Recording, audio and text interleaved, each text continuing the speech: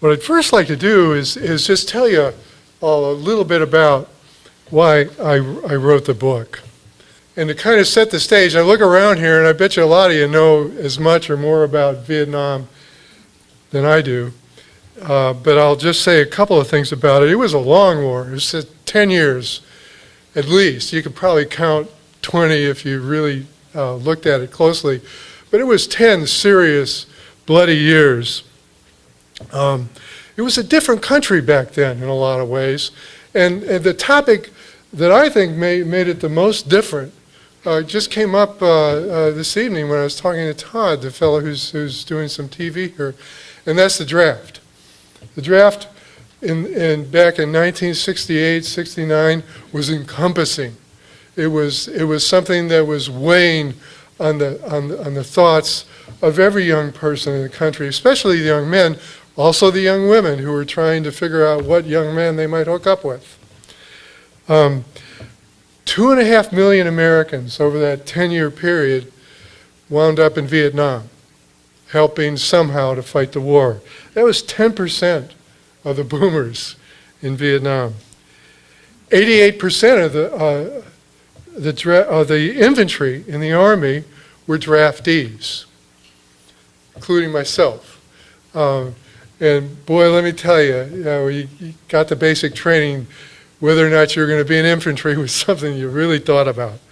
A third of the casualties in Vietnam during those 10 years were draftees. The Army in Vietnam represented a maximum effort on the part of America to do something. I happen to think, and I think probably most of the people here agree, that it was a terrible thing they wanted to do, but still, it was this maximum effort. There were 500,000 troops in Vietnam for several years. And to put that in a little bit of perspective, that's the number of soldiers Napoleon took into Russia. It was a grand army, the army that was in Vietnam. And really, as you stop and think about it, a whole heck of a lot more powerful than Napoleon's army. When I got to thinking about this book, what really triggered it was a visit by a friend who had just been in Vietnam. The Army let him come back to visit his premature baby. And it was an unusual thing where they normally didn't let somebody interrupt their tour of duty, especially if you were one of the guys humping the boonies like Don Fancher. But anyway, he came back, and we were at Fort Lewis, and he flew through there, and so he came and stayed with us in transit, waiting to go home to Sacramento to visit his wife and baby. And that night, Don told me a story. And that became the name of this book. I changed it to So Long Vietnam to kind of make it a little more clear. But for years, I called it Don's Story. And the reason was that Don told me that when they received notification that they were going to go into Cambodia in an invasion, it really threw his whole company into a tizzy. And I'm not saying that it wasn't happening all over the American Army then. He was a part of the 4th Division, which was assigned up in the Parrot's Beak, not in the heaviest fighting, but still they were very concerned about having to go into this new battle. One of the members of their company took his M16 and locked and loaded, which meant that the thing was ready to fire, automatic, 20 rounds if anybody messed with him. And he didn't say anything. He just sat down under a banana tree and refused to talk. And officers and other sergeants surrounded him and were trying to talk to him, trying to figure out what to do. And when his friends and the rest of the company got word that this was happening, they decided to hold a meeting. About half the company, they were mostly like what they called the bros and the heads. The black guys, the brothers, and the heads, it referred to people who liked marijuana, but it was also people who didn't think the war was so hot. So the bros and the heads met on the hillside. And the topic of discussion was, should we go into Cambodia? should we fight this war for them? I mean, doggone it, we've been fighting all these years in Vietnam, and now they want us to go into Cambodia. So, the person who was in charge of this company, I think, was a really competent officer. And instead of confronting any of these guys, he knew they had a point. He just called division and said, you better get the helicopters here as soon as you can. And because we got to get these guys loaded up and out of here before they get organized. And that's how it happened. The helicopters came, my friend Don and the rest of his buddies got on, and including the guy under the tree. Everybody got on and went into Cambodia. For years, I thought about this meeting and thought about the fact that these American soldiers, these grunts, these rank and file guys, these draftees, were sitting there thinking about taking things into their own hands. And so it led me to speculate, well, what would happen if American soldiers had really decided to take things into their own hands? And that led me to try to write a story. And so in my story, the captain in charge wasn't such a sharp guy.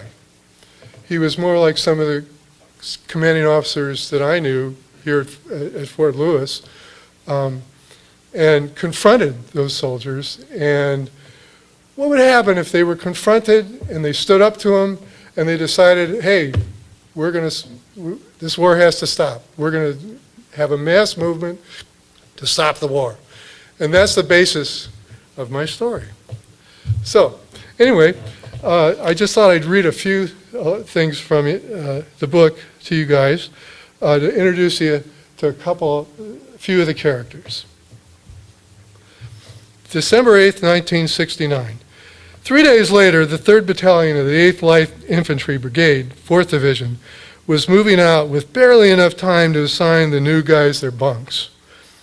Dunlop got up early that morning to pack his rucksack. He tried to think of everything he might need while they were out on patrol. The resulting pile of stuff turned out to be more than enough for 3 packs. He culled the pile down to the bare essentials and stuffed them in his rucksack. After a breakfast that he hadn't felt much like eating, Frank grabbed his gear. He found the other guys in 3rd Platoon, 2nd Squad, assembled in the shade of their mess hall, waiting for the Slicks, transport helicopters, to pick them up for the planned operation. FNG, parentheses, fucking new guy, Frank Dunlap, stood among a group of 7 grunts in jungle fatigues, puffing nervously on his 3rd cigarette in 25 minutes. He was starting to feel a little dizzy from the nicotine. I just thought of something that I meant to do before I started reading, and that's to tell you that some of the language that we used is objectionable. And I decided to write the book as we really talked in the Army in those days. And so I want to apologize if I make somebody feel bad saying these things. I'm not doing it for that. I'm doing it to really try and give a sense of the story and have it be authentic. He was starting to feel a little dizzy from the nicotine. Today, December 8th, 1969, marked the end of his first week in Vietnam. He was as shiny and new a trooper as could be found in this part of the Central Highlands today. But being new around here wasn't usually a very good thing. Dunlap's jungle fatigues were deep green without even a frayed area to alter the new guy impression. He hated that he looked like such an inexperienced, ignorant kid, fresh from the world. He averted his eyes from the guys lounging by the mess hall as he scratched and fidgeted, fearing they might notice the admiration in his gaze. They were all such grizzled veterans, leaning, squatting, and sitting in the shade with their gear stacked casually in front of them. They all seemed lost in thought, confident in their ability to survive the murderous battles they would face in the coming weeks. The 3rd Battalion was preparing itself for an operation that would keep it out in the rolling hills of central Vietnam for at least the next month. All the officers and senior sergeants of the 4 companies assigned to the extended field maneuver seemed to be frenetically checking details, hollering at subordinates, looking and talking tough for each other. The grunts by the mess hall found this spectacle mildly amusing, if they noticed at all. It's going to be one fine Christmas this year, Dunlap decided. He wondered with a chuckle if Santa would bring them presents if they were still out on Christmas Day. Dunlop squatted alone amidst his stacked gear and began tightening the laces on his boots.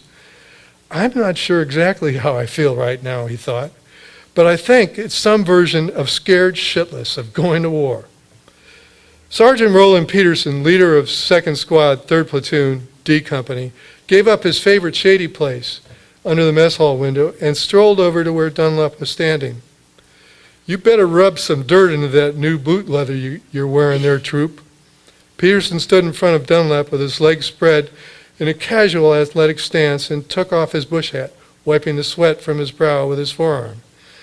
Those toes are so fucking shiny, you might as well be wearing mirrors. Attracts the wrong kind of attention out there. Know what I mean? Raleigh Peterson looked like a guy running a highway construction crew in California's Central Valley. The tall sergeant was handsome and confident and always on the alert for the possibility of disaster.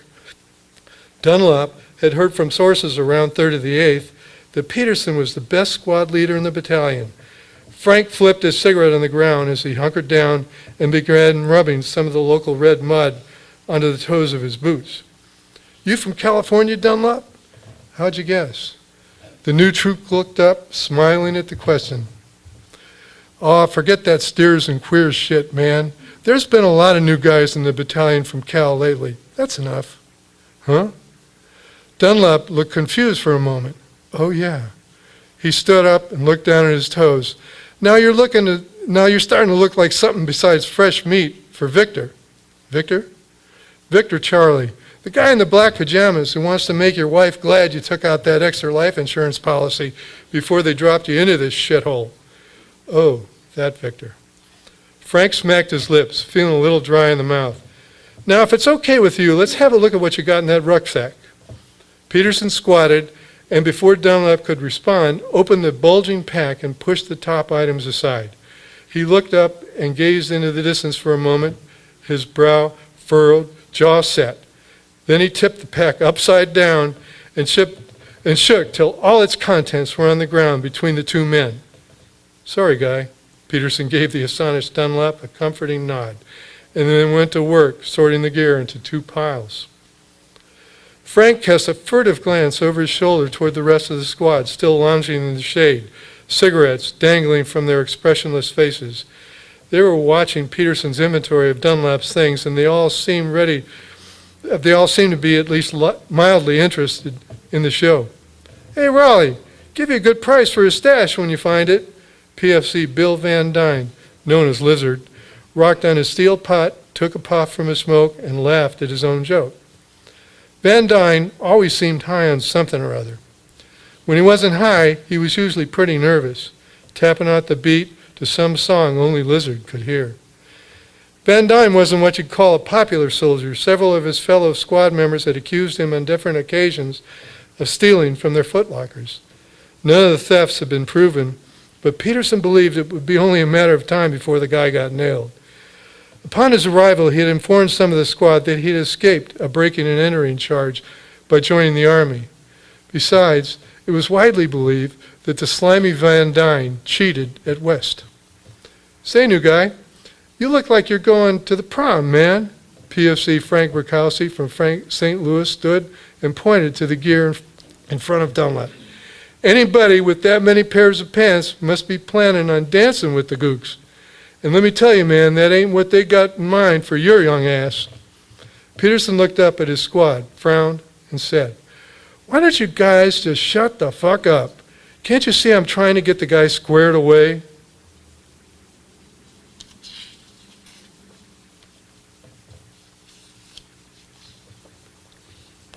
And we'll go ahead a little bit here in time. January 10th, 1970, your punishment is you got to go to Vietnam. PFC Tom Kelly stood with his hands at his side in a casual approximation of the attention position, along with 4 of his fellow soldiers at Fort Lewis. The expressions on the GI faces gave away little of what was on their mind. They had all been told at morning formation to be at the CO's office at the end of their workday and Kelly figured he and the others knew pretty much what was up. Kelly was starving and exhausted from a heavy day's work at the logistics center. He felt rumpled and dirty in his GI fatigues, a marked contrast to the crisp and authoritative appearance of his commanding officer. He decided to concentrate on looking as unconcerned as his 4 black friends. Captain Wilcox was pissed off. He stood behind his desk and studied a sheet of paper that seemed of great importance to his command, the 543rd Supply Company. Finally, he looked up and fixed his gaze on the 5 silent soldiers in front of him. "You men have made a giant mistake with this petition, sir," Kelly interjected. "Yes, petition." Wilcox swung his gaze onto Kelly. The captain's pale, pinched face was expressionless, except for his upper lip, which curled slightly. "That's correct, Private Kelly," he said slowly. Wilcox returned his attention to the other 4 men. "This paper may seem innocent enough to the casual observer." Wilcox raised his fist to his mouth and cleared his throat. "One might even say that there is some merit to the opinion stated," he continued, hitting his stride like an angry minister in the middle of a sermon. "I'm sure that you 4 men had honorable motives for promoting this document." His body language made it clear which men he was addressing now, and Kelly could see that he was not one of them. Kelly knew the other soldiers on the carpet with him were just as responsible for the success of the petition as he was. All young black fellows, they felt strongly about a punishment that had been slapped on one of the brothers in the company. It was unjust and unnecessary, and typical Army harassment with an added racial twist. Private Daniel P. Wilson had not cleaned a toilet to the satisfaction of one of the lifers. When the sergeant discovered Wilson reading a book instead of cleaning the toilet for a 3rd time, Wilson was assigned to a humiliating punishment detail that extended well beyond the day he was supposed to get out of the Army.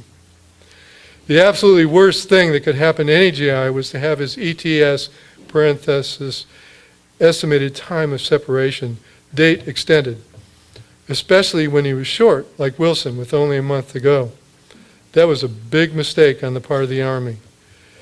The petition had been Kelly's idea, and Gunner Fernley, one of the 4 guys now in the captain's office with him, had run with it. Fernley quickly wrote a statement and organized a dozen GIs, all black, to take copies around the fort and ask their fellow soldiers to sign them in support of Wilson. Kelly had not expected much would come of his petition, but he thought it was worth trying. For Kelly, it was mostly something to brag about at an upcoming Progressive Labor Party meeting for local GI members. Nobody was more surprised or more worried than Kelly once the ball got rolling. Theoretically, they could all go to jail for a long time. Altogether, 119 signatures were collected over 4 days. At the headquarters building, the same 5 young men gave the petitions to Major Hadley, their battalion commander. Wilson's punishment was rescinded the following morning. "But despite the obviously good intentions in this statement," Wilcox went on, "I wonder what you would say if I told you that one member of this group in front of me is neither a good soldier nor a good American." He looked slowly at each of the 4, avoiding Kelly, and then placed the petition on the desk. The faces of the enlisted men on the carpet remained blank. "As a matter of fact, I have received reliable information that Private Kelly here has joined his country's enemies and become a communist." Wilcox uttered the last 3 words in a slow whisper. Then he smiled slightly. "What do you say to that, Private Washington?" "I don't know about communists, sir," Washington answered. "I was mostly worried about Wilson." Silence for a few moments. "What about you, Gallon? Anything you'd like to add to what Washington just said?" "No, sir." Gallon's lips hardly moved, and his eyes appeared fixed on an object behind and slightly to the left of Wilcox. "Fernley?" Wilcox seemed a little less sure of himself now. "No, sir." Fernley looked straight ahead respectfully. "We was wanting to help Wilson, sir." "And you, Private Tebow?" Captain Wilson set his jaw and leaned forward toward Michael Tebow from Louisiana, his thumbs and fingers pressing on his desktop. "What do you think about the fact that Private Kelly is a self-proclaimed communist. Kelly closed his eyes and tried to concentrate on what Becky had fixed for dinner the night before. Cheeseburgers, his favorite. Tebow switched his hat from one hand to the other, sniffed, and said, "Well, sir, I guess I would say that if all communists do like Kelly, then I'm probably one myself." Wilcox slipped a little on the desktop, then straightened up and set his jaw. The 5 men stood around the captain in silence. And we'll go forward here a little bit. Again, this chapter is one way to get out of Long Bin jail. "I want this fool out of my jail." Major Thelonious Watkins' strident voice was surprisingly high for such a large and fearsome-looking man. He had worked hard throughout his 18 years in the Army and had done well for a black soldier. He had risen from the ranks to his current post as commander of the U.S. Army Stockade, Vietnam, located near Long Bin, known among the troops as Long Bin Jail, or LBJ. A stay at Major Watkins' facility was considered to be about the only thing in Vietnam worse than humping the boonies with your unit. After nearly a month at LBJ and the previous week in solitary, Private Willie Tuggins was thinking that he just might be glad to get back to a line unit. Judging by what was being yelled in front of his cell, he figured his jail time would be coming to an end soon. "But, sir, we're looking into some very serious charges against this prisoner." First Lieutenant Darrell Johnson was red-faced as he spoke to his commanding officer. The anxious prisoner watched the 2 officers argue over his fate through a small window in the cell door, normally used for passing meal trays. Only a thick metal door separated the 3 of them. Tuggins bent over to look out and turned his head from one side to the other to follow what was being said. "Sir," Johnson's voice shook as he spoke, "I have 2 of my best men in the hospital from beatings that I believe this man encouraged other prisoners in this facility to administer." "That's exactly my point, Lieutenant." Watkins' words were slow and precise, his expression a glare at the young lieutenant. The veins in his temples looked ready to pop out of his head. He was a large and powerful man who reminded Tuggins of a massive bull named Bill that his father had purchased for breeding when he was a small boy. "I want this asshole out of here. And until that happens, you know as well as I do that this facility is going to be less and less under our control." "He's right, you know," Tuggins interjected, and both officers turned toward the prisoner for a moment with surprise and contempt curling their lips and distorting their faces. Tuggins smiled, trying to look as pleasant and respectful as he could. "Sir, I cannot accommodate your wishes at this time, sir." Lieutenant Johnson nervously fingered the large brass key ring hanging from his black leather military policeman's belt. "If I were to do so, I don't believe that I would be in compliance with the code, sir," referring to the Uniform Code of Military Justice, the legal Bible for military policemen. This current uproar at LBJ began after a month before in a sleepy Mekong Delta village. Private Willie Tuggins had the temerity to interfere with a couple of his fellow 9th Division soldiers who, according to their account, were in the process of searching a peasant's dwelling. Tuggins marched them out at gunpoint and brought them to a CO, accusing the 2 soldiers of attempted rape of a civilian noncombatant. This had not been the first occasion when Tuggins' views had come into sharp conflict with others in the unit. This time he had received a 3-month sentence to LBJ for his efforts. For the first 2 weeks, his stay in the notorious military prison had been largely uneventful. He had worked hard at blending in with the other prisoners. Wake-up was at 0500 for an hour of morning exercises under the watchful eyes of spit-shine guards who doled out verbal abuse while the other prisoners sweated and strained. The rest of the day consisted of boring and repetitive work assignments, scraping old wax off a floor with a dull razor blade for 13 hours, or maybe cleaning toilets in the officer's quarter with a toothbrush were common jobs. The food was much worse than what the soldiers received in the field. Meals were only a chance to sit for a while, no conversation allowed. At first, LBJ seemed like a more regimented basic training, awful but survivable. But then Tuggins learned about beatings of prisoners, especially by a couple of vicious guards who worked the night shift. What appeared to trigger the extreme punishments was anything other than groveling respect and obedience toward the guards. So Tuggins organized the guys in his barracks to resist the beatings by administering some of their own. The plan worked fairly well. The rough treatment ended for the most part, and the two worst offenders were put in the hospital. They served as an example to other guards that they were dealing with human beings and not animals. To no one's surprise, Tuggins was removed from his barracks and placed in a vacant wing of the facility, used for overflow solitary confinement when the main hole was full. But then a letter arrived from a South Carolina congressman with a copy to Willie, inquiring about Private Tuggins and urging Major Watkins to take steps to ensure fair treatment and safety for this prisoner.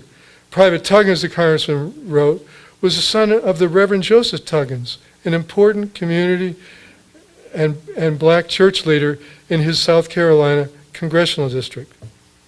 The letter concluded with a paragraph informing the major of an upcoming congressional vote on a military funding bill and suggested that by a generous interpretation of the section time off for sentence for good behavior in the UCMJ, Private Tuggins could well be released and back to his unit before this important vote. Willie figured that Major Watkins could take a hint, so he watched the argument between the two men in front of his cell with a touch of humor. He was fairly confident that the outcome would be in his favor. Lieutenant Johnson, what I'm suggesting here is in full compliance with the UCMJ. Watkins spoke so quietly that both Tuggins and Johnson had to strain to hear his words. He thrust a thick paperback book toward Johnson. According to my reading, this prisoner is due for release today under provisions of the section in the manual regarding early release for good behavior. Johnson turned away from Watkins and took a step toward Tuggins' cell door. As he sorted through the keys on his ring, he said, "Sir, I believe that under your interpretation, we would release Ho Chi Minh himself if he were a prisoner in this cell today." He inserted a key into the lock and swung the door open. Watkins stood a few feet away with his arm folded across his broad chest. Tuggins stood at attention in the open door with a grin on his face. "Lieutenant, sir, I believe Ho Chi Minh died last fall," he said as politely as he possibly could. "So you really—" "That's enough, Private." Johnson moved closer and positioned himself so that his nose was almost touching Tuggins' face. Major Watkins bowed his head, brought a hand up to his forehead, and muttered, "Jesus goddamn Christ." He spun around and marched crisply back up the hall toward the main prison, carrying the UCMJ manual, still open, to the good behavior section. Its pages fluttered like a butterfly. "He's out of my jail by 1600, Lieutenant." The major's voice echoed through the building just before he slammed the door shut.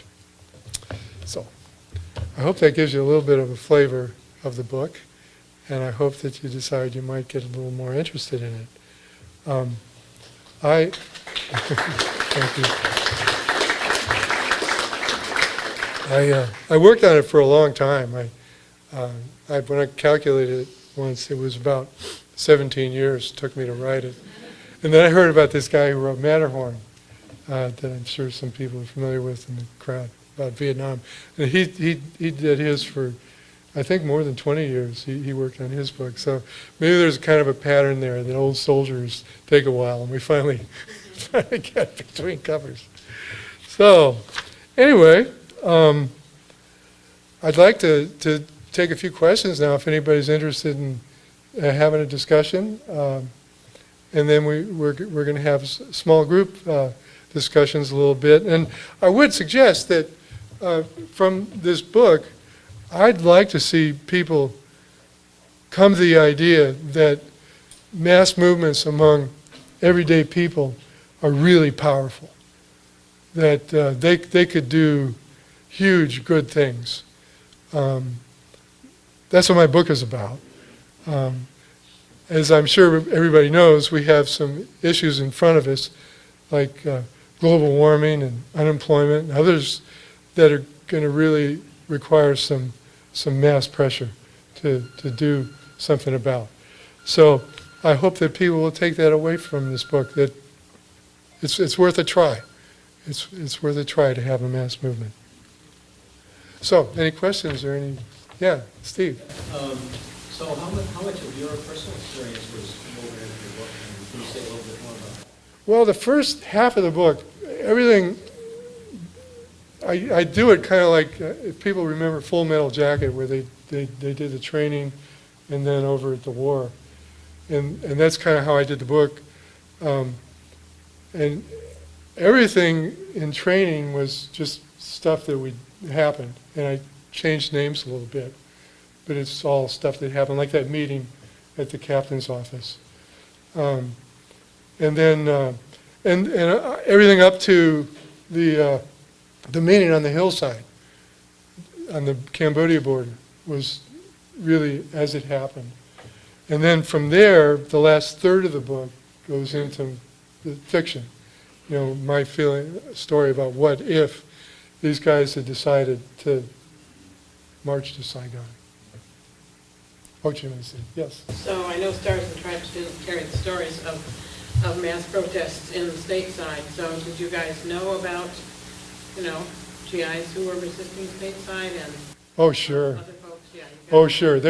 I remember there was just a lot of ferment going on in those days. I've talked to some of the fellows, young men and women who are in the Army today. And one of the things I try to tell them is you just would have no idea about what the Army was like when I was in it. They're down at Fort Lewis, there was the shelter half, the coffee house, and Jane Fonda came to town, and there was all this stuff going on stateside. And there was actually quite a bit of stuff in Vietnam.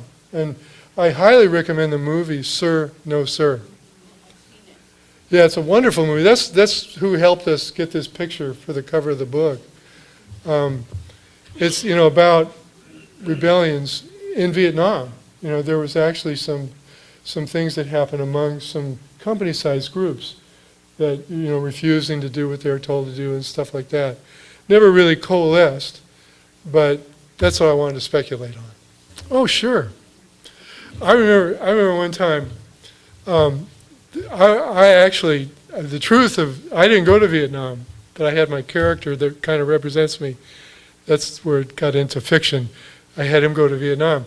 But I stayed here for a couple of years and learned how to be really good at picking up cigarette butts at Fort Lewis. I can tell you where they all were.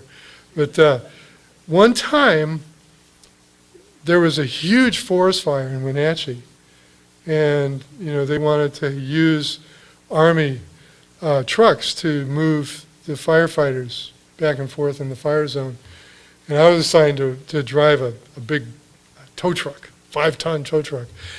But they didn't tell us it was for the fire. And I didn't know about the fire. And so they just said, you got to get ready, you're going to leave at 6 o'clock, and all that, because they love to do that kind of thing to show that you were really in the Army. And at the same time, there was I believe it was an American Legion convention in Portland, a national meeting that was, a lot of people thought there was going to be huge demonstrations there and riots. And so I assumed that they were sending us down there to confront the demonstrators. And I firmly remember in the hallway yelling at my company commander, I'm not going to Portland for you. And that's when we found out that we were going to go to the fire instead. So, yeah, people did that all the time. Yeah, especially in the Army I was in. Now, I doubt if they do it that much today in the volunteer Army. Yes. Well, there's this character that I read a little bit about in the Willie Tuggins. He's based on a friend of mine who was just bowled me over. And he's the most morally inspiring character in the book. He's a black guy from South Carolina. And what I have in the book was, that I mentioned was that he saw some people being raped and, marched those guys out of there. And this guy, Huggins, had really done things like that. And he wasn't in Vietnam, he was in Korea. And he had also done things like I described him doing in LBJ, but he'd done them in the prison in Korea, in the Army prison there. But yeah, he had a strong moral sense that I like to center the story around, because he becomes the leader of this group of GIs. Yeah.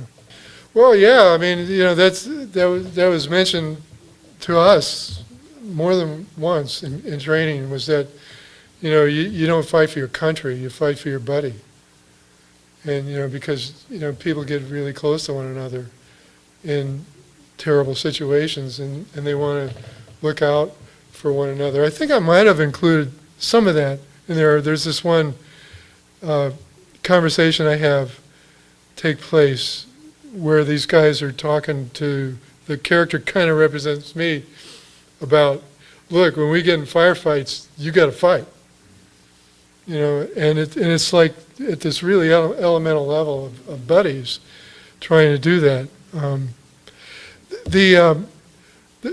The group of soldiers that I use as the basis of this book were up in the Central Highlands, the 4th Division. And, they mostly tramped around and didn't run into much in the years that the book represents. My friend was there. Not like the poor guys in the 9th Division down in the Delta who got into stuff every day and witnessed all manner of horror. Yeah, I think so. I think that at the point that they decided to pull the Army out, it was either pull them out or really have things like this happen. I think the best indication of that is to ask high-ranking military officials and Pentagon people and stuff, what do you think about a draft? And they'll look at you with horror. Are you out of your mind? We're never going to draft people again. And it's very important to understand how a drafted Army is going to be totally different. I mean, we were normal, everyday people who were forced to do what we're doing.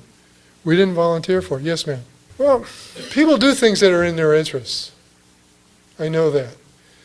And I think one thing to keep in mind is the scale of things. And, when you're talking about in Vietnam, before there were drones and smart bombs and, the Apache helicopters had gotten so well turned out, there was, the North Vietnamese Army was huge. And they were in terms of a tradition, the Vietnamese were one of the most experienced, fiercest fighters in Asia. I mean, they'd had to be, because of China, and then people come in this way, people go, so that if we tried to do it with mercenaries, there wouldn't be enough of them. You had to have 500,000 guys and put them out there and say, look, either fight or you get killed. And that's the way it would work. They'd send guys like my friend Don tramping around the hills until they would get attacked, and they were bait, so that then they'd bring air in and try to kill whoever had attacked them. But you couldn't do it with just a few mercenaries. I might just mention, I might just mention real quickly that an idea I've had about the Iran sanctions business is that seems to me there's a tremendous amount of worry about the Iranians building a nuclear bomb. And that's at the basis of our conflict with Iran right now, the centrifuges and all that. And I really think that Americans, particularly American Jews, which I count myself at least half a member of that group, my wife is a full member, my son too, American, and my daughter-in-law. American Jews have a special role to play, I think, in that. It would be, I think, one of the healthiest things we could do is call for a fulfillment of the non-proliferation treaty that has been signed by most of the countries in the world, not Israel, but calling the Israelis to sign it. And in that treaty, they call for a nuclear weapons-free Middle East. And could you imagine, wouldn't that be wonderful if we could say, look, the Israelis are getting rid of theirs, so you guys don't have to build any, do you? And see what happened. Israel has over 200. Right, of course they do. And I think Americans could really try to encourage, especially American Jews, could try to encourage Israel to join the Non-Proliferation Treaty and agree to a nuclear weapons-free zone in the Middle East. Tremendous amount of sentiment inside Israel to have peace with Iran. There was a wonderful story last year where people were sending those email postcard things, you know, the pictures saying how much they love Iranians, and Iranians sent stuff back, we love Israelis, and it was really nice. It was really nice. There'd be a lot of support there if American, and especially American Jews, would really get behind that, I think. Yes, sir. Yes. Like I said, I had my characters really take a stand. In order to be able to coalesce this mass movement, they had to. It takes somebody like Martin Luther King or Willie Tuggins to bring people together, and not just that, because it also is in the interest of these people, and also, well, what are we going to eat tomorrow, and things like that too. But yes, people in my story and in my recollections from the Army days, there was a lot of moral concerns about what was going on in Vietnam. Yeah. People were really comfortable with me. I never had any trouble with guys, and I was the most vociferous anti-war guy you could imagine among my friends, so much so that when the Army's criminal investigation people came and investigated me, or some high Pentagon guys in suits, I was told, they weren't in uniform, came and investigated me. They called the guys down from my squad. They said, well, we're going to give King this really responsible job. You know, do you think can he handle it? It'd be a tremendous high security job. And they just wanted to get him talking about me. And apparently they all just said, oh, he'd be fine. And I've, for all this time, you know, and that's what they told me. They came over, when they came back to the barracks, they told me they'd covered for me. And all these years, I figured that's why I didn't go to Vietnam. Because, you know, they figured, oh, geez, if this guy can get his buddies to cover for him, he's liable to really cause trouble over there. So, yeah, but it was, they appreciated my moral stance. They did. Yes, ma'am. I think it's really important to have adults involved. They provide a real anchor for young people. That was my experience back in those days. You know, the story is about these young guys that don't have adults around. They had to figure out how to coalesce without any adult leadership, really. And so, yeah, they were, you know, they were scared, but you get to a point where, you know, you hear about enough stuff and you see enough stuff, you think, well, the heck with it. You know, if I don't do this, I'm liable to get killed anyway. So let's just go ahead and try it. And it's that kind of thing. I think a lot of young guys would do. I really agree with you about both points, about terror and about JFK. I mean, I'm really fascinated by the history of Kennedy and the assassination. I was reading this review. It's one of the finest things I've seen on Kennedy, on Consortium News. It's a great website. This guy wrote a review of Chris Matthews' book about Kennedy and just ripped it to shreds because he says Matthews just tried to make Kennedy into a regular center-right Democrat, and he wasn't.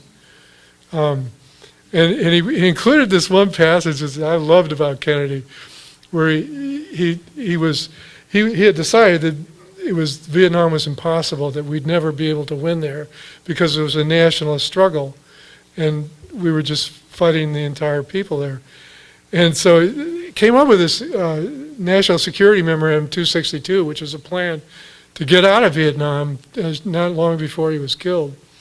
And he gave McNamara the essence of it, and was sending him out to tell the press about it. And as McNamara was leaving the room, he said, "And tell him that includes all the helicopter pilots." You know, I mean, I really like the just kind of down-to-earth stuff that Kennedy would do, and I think they killed him about several of those things. I think the main issue was Vietnam. I think they really wanted to do Vietnam, and he wasn't going to let them do it. And boy, you look at what happened when Johnson took over, and they started stacking bodies up over there. That's what happened.